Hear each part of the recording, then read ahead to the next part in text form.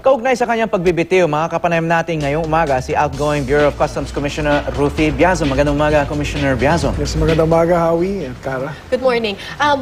Yung pagbibitiw mo, ang pinag-ugatan nito ay yung pagsasampa ng reklamo laban sa'yo dito sa PDAF scam or pork barrel scam. So, yun muna ang pag-usapan natin. Okay. Na-shock ka ba na nasama ang pangalan mo doon sa bilang ng mga sinasabing naglagay ng pork barrel nila sa mga umano'y bogus NGO ni Janet Napoles?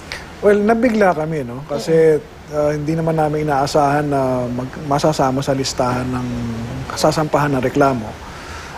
Usually kasi pag ganyan, medyo matutunugan mo kung kasama ka nga, no? And hindi naman namin naririnig, no? Nakasama kami. So, biglaan. Pero naglagay ka ba ng pondo mo? For the record, naglagay ka ba ng pondo mo from your pork barrel sa anumang NGO na pinamumunuan ni Janet Napoles? At gusto ko lang i-clarify, panahon to nung lawmaker kayo, nasa Congress kayo kasi Customs Commissioner kayo ngayon. Naglagay kami ng mga pondo sa iba't ibang ahensya ng pamahalaan. Ano? At yung implementation niyan ay sang-ayon doon sa mga proseso ng ahensya na yan. Unfortunately, abisuhan ako ng abogado ko na yung details nitong mga pinag-uusapan na to i-reserve ko doon sa venue, no, na kung saan ito ay lilitisin. So, masabi ko lang na naglalagay talaga kami ng mga pondo sa mga ahensya ng pamahalaan para sa projects namin.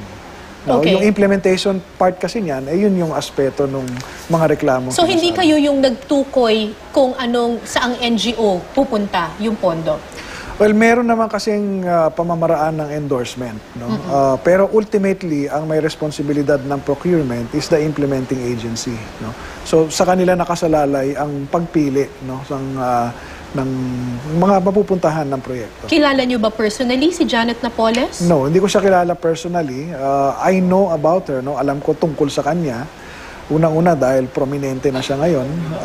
But before, when you were a lawmaker? Hindi ko siya kilala personally. At hindi ako nakipag-deal sa kanya sa mga proyekto ko. No? Pero itong pagkatao niya, nakilala na natin ngayon. Tapos yung asawa niya was a former military officer, no? Na na-involve pa nga sa coup. No? Alam niyo naman, yung father ko rin was instrumental doon sa crushing those coups. No? So, ganong klaseng pagkakilala. Pero her representatives, hindi nyo rin kilala. Kasi yung established modus kasi rito, may yung mga representatives ng mga NGOs o representatives ng so-called mastermind, si Janet Napoles, o lumalapit sa mga lawmakers at kinakausap na kung pwede nyong ilagay dito sa mga NGOs may na to. May natatandaan ba kayo na any representative from an NGO na lumapit, lagyan ng pondo? Yung hindi ako nakakausap, no, ng mga representatives nila. In fact, meron nga nagpakita sa akin ng video na interview ni Attorney Baligod, no, na tinanong siya doon sa interview kung yung bang mga whistleblowers ay may sinabi, no, na nakipagkita sila sa akin. Ang sabi niya, wala silang sinasabing nakipagkita kay dating Congressman Biazon. Okay, isa lang kayo sa dumadaming mga pangalan, no, na nalilink dito sa pork barrel scam. But you're different. And so far, you're unique dahil sa lahat ng mga opisyal, kayo lang ang nag-resign. Irrevocable pa, no? Ngayon, may nagsasabi, I think Speaker Belmonte just said it yesterday, na sana binigyan mo na lang ng option yung Pangulo na, kung natanggapin o hindi yung resignation. But you did not give the President an option. Unlike noong una mong offered to resign after the SONA speech of the President, nung binatikos nga niya yung Bureau of Customs, you immediately offered to resign. No? But you left it to the discretion of the President. In this case, parang talagang irrevocable. Oo, irrevocable. Yung resignation ko noong after the SONA, hindi irrevocable una kasi ako, aaminin ko, gusto ko pang pagpatuloy yung mission na binigay sa akin. At nakasalalay lang naman yon kung may kumpiyansa ang Pangulo. No? So, sinabi naman niya may kumpiyansa. Diba? He was pointing at the Bureau. To the agency. No? So, sinabi naman niya may kumpiyansa. So, tuloy lang. Sa case na ito, may mga dahilan kung bakit tingin ko dapat nang bumitaw. Una, yung question ng credibility, di ba? Tapos sensitibong post nga itong hinahawakan ko. May kinalaman sa pera, issue ng corruption. No? So para hindi ako makakapag-focus sa trabaho ko kung habang ginagawa ko yung function ko as Customs Commissioner, supposed to be fighting corruption within the Bureau, merong question sa akin. No? Hanggang ngayon sa ngayon, hindi naman yung kaso eh. Complaint lang yan. Yes. No? Pero still, no, para sa akin, You're still maapektuhan innocent until proven guilty. apektado yung function ko dahil merong babatikos at babatikos, may magdidiskaril lang ng forma ka dyan sa custom, so you might not be effective. And of course, yung mga top reasons ko was my family. Ayoko nang ma-expose yung mga anak ko, bata pa sila, sa prolonged public discussion. Kasi magiging prolonged public discussion yan eh. Habang nakapwesto ka, may ganyang question, may mga babatikos, ayoko na ma-expose ang mga anak ko dyan. And one of the important things also is gusto kong maiwas ang Pangulo sa pressure, no, na kung saan ako'y nakapwesto, ginigit kong inosente ako, sasabihin ko, dapat nandito pa rin ako, eh, titirahin naman siya ng mga kritiko. Sasabihin, ba't mo hinahayaan yung isang, protector ka ba ng mga may issue sa PDAF, no? And I don't want that to happen dahil gusto ko rin siyang makafocus sa reform agenda niya. Nag-meeting kayo kahapon ng Pangulo. Anong sinabi niya sa iyo tungkol sa iyong pagbibitiw at saka sa pagkakadawit mo dito sa PDAF scam? Well, ang ginawa ko, pagharap ko sa kanya, immediately sinabi ko, Mr. President, the first thing on my mind is itong resignation. No? Tapos, pinaliwanag ko sa kanya mga dahilan, no? At pumasok ako dun sa, yung nararamdaman ko tungkol dun sa issue ng pagkakadawit sa akin. Hindi ko lang masabi yung details. No? Basta sabi naman niya, basta as long as you're confident na you can defend yourself, then if you feel na makakatulong sa iyo mag-concentrate, di ba? That's your call, sabi niya. Actually, medyo rin niya, bringing up din niya yung, sabi niya, leave or resign, sabi niya gano'n. No? Pero sabi ko, resign na yung decision ko. And then I spoke to him about some customs issues, no? yung concerns ko doon sa trabaho ko naman. No? And yun naman, very cordial and very relaxed yung aming pag-uusap. Well, it's worth mentioning na I think you're the first administration ally or first Aquino ally na nadawit nga rito sa scam na to. And I guess part of the silver lining here, hindi na pwedeng sabihin ng opposition na may kinikilingan. Ang opponents lang ng administrasyon yung tinatarget ng probe, di ba?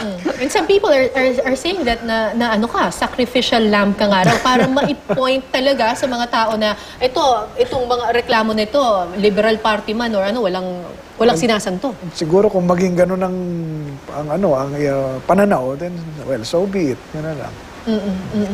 Pero yun nga, may mga dahilan mo kung bakit ka nag-resign at bakit irrevocable, no? I mean, it makes sense, pero yun nga, unique pa rin yung ginawa mo, no? So I guess part of the silver lining din yung pagpapakita ng delikadesa, no? It's kind of a counterculture in our politics. Ano lang siguro,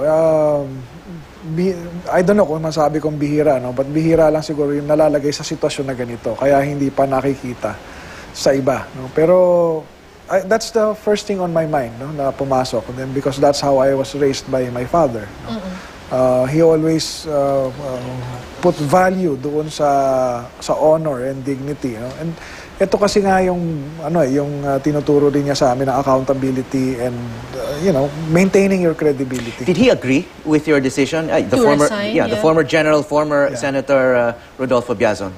Well, kagabi, nung una kami nagkita after this, ang pambungad niyang salita sa akin was congratulations. So, I think he approved of the decision. Okay, confident ka ba na malilinis yung pangalan mo dito sa PDAF? Well, in a fair justice system, I'm very optimistic that I will clear my name. No? Kaya concentrate na lang kami doon sa aspect na yon. Because that's the most important thing at this point. No?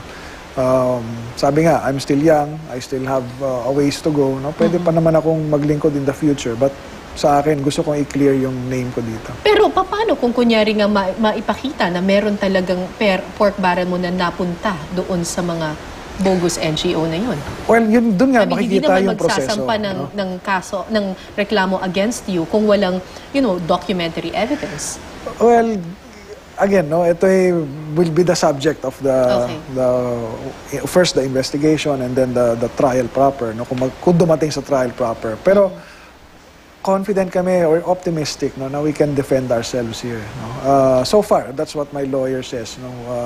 Kung ano man yung nag-gather ng information ngayon. No? And alam ko naman na hindi ko hinarap yung mga taong yan. No? I do not have anything to do with them. Kaya ano na, pagtatanggol natin yung sarili natin. At saka dun sa mga nakikita naming amounts involved dito sa pork barrel scam, your case is relatively small, no? Yung 2 million ba? 2 million, and then yung kickback is 1 million. I mean, yung mga nakikita natin, hundreds of millions yung kinikita ng iba, no? Pero yun nga ang point dito is, meron ka bang, for the record, meron ka bang nakuhang kickback to the amount of 1 million from the 2 million? Wala akong kinuhang kickback sa kanila. Okay, you are leaving a very sensitive position, no? Lalo na in the realm of revenue, in the realm of yung anti-corruption na agenda ng administrasyon. No?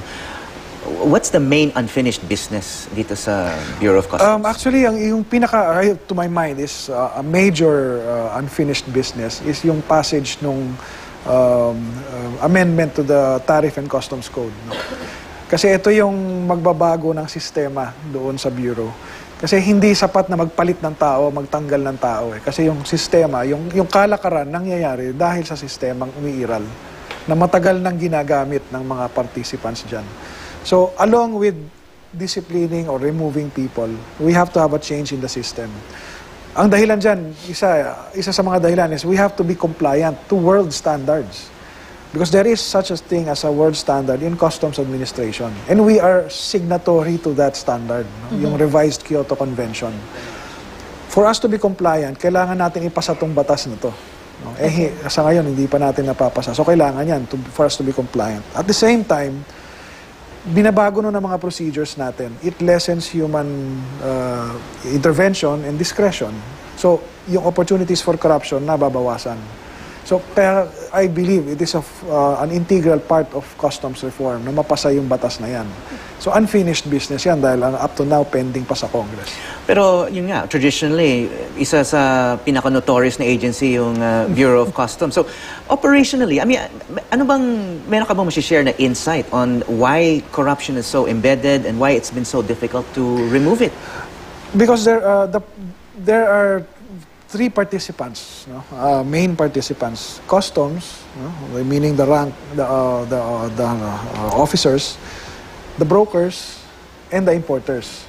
Kami, may direct control kami over the customs people. We can fire them, we can reassign them, penalize them. Pero wala naman kaming way to do that with the brokers. Unless caught in the act namin You at can blacklist makasuhan. them, di ba? I mean, If we have Evidence. the evidence, of course. No? Pero yun nga, the fact is, umiiwas yan. You know? Then we have the importers themselves who deliberately try to avoid paying the right taxes. By bribing. By bribing. No?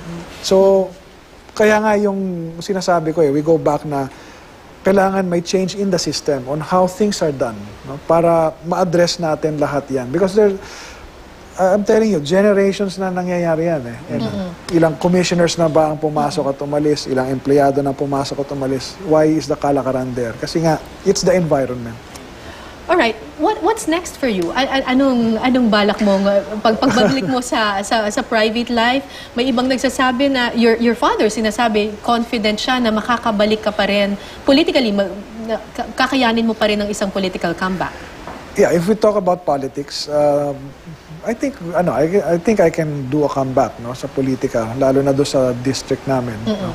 But do you want to? The people in my district know the service that I gave during my term as congressman. So, that's an option.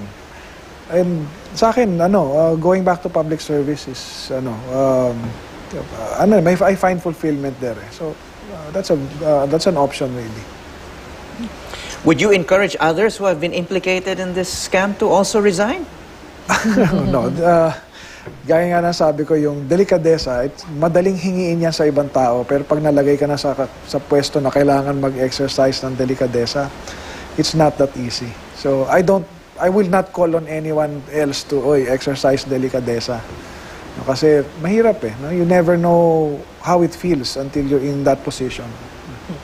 Alright. Maraming salamat and good luck to private life. Thank you. Maraming salamat, Customs Commissioner Rufy Biaso. Thank you, sir. Thank you.